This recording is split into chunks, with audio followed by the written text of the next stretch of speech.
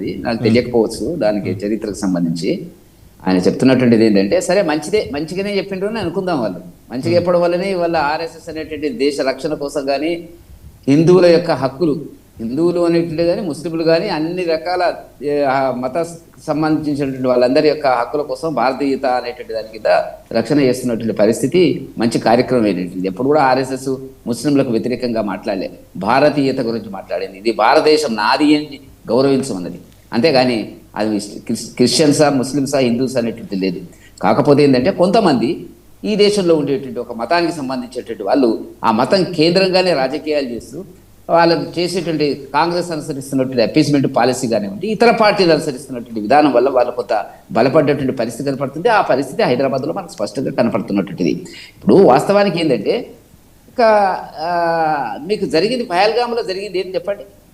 ఆ భార్యల ముందు భర్తలని బొట్టు చూసి కాల్చి బట్టలు ఊడవీసి, ఏంది మీరు హిందువా ముస్లిమాలు చూసినటువంటి పరిస్థితి దారుణమైనటువంటిదండి. దానికి కారణాలు వెతకమంటాడు బషీర్ గారు. వాళ్ళు ఎందుకు అట్లా మారిపోతున్నారని వెతుకోవాలంటాడు.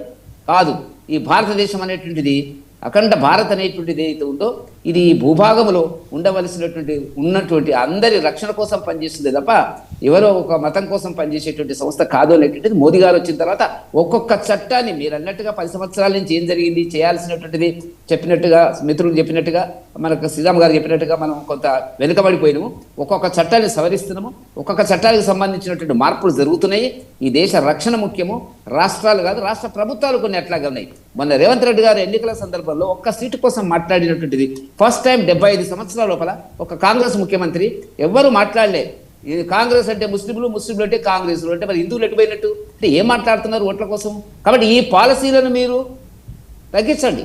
దేశం ఒక్కటి అనే దాని మొదలు దేశ రక్షణ ముఖ్యం, దేశ జాతి సమైక్యత ఒక్కటి, దేశానికి సంబంధించినటువంటి అన్ని రకాల అన్ని మతాల అన్ని వర్గాల ప్రజల రక్షణ ముఖ్యం.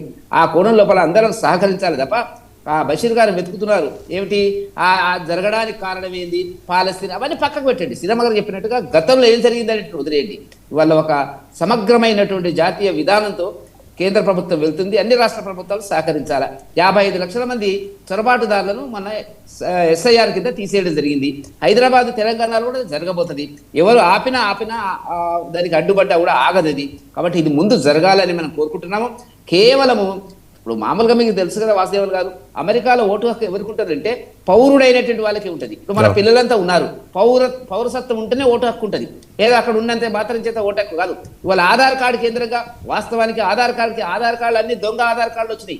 దాని కేంద్రంగా ఇవాళ సరే సుప్రీంకోర్టు అనేక రకాల జడ్జిమెంట్స్ ఇచ్చినప్పటికీ కూడా ఆధార్ కార్డు కేంద్రంగా ఎక్కడి నుంచి బంగ్లాదేశ్ నుంచి వచ్చి ఆధార్ కార్డు దొంగ ఆధార్ కార్డు ప్రభుత్వాలు స్థానిక సంస్థలు సహకరించినవి వచ్చి నేను ఓటు హక్కు అనేటువంటి పరిస్థితి వాళ్ళు వస్తుంది. కాబట్టి వీటన్నిటి మీద రివిజన్ జరగవలసిన అవసరం ఉంది.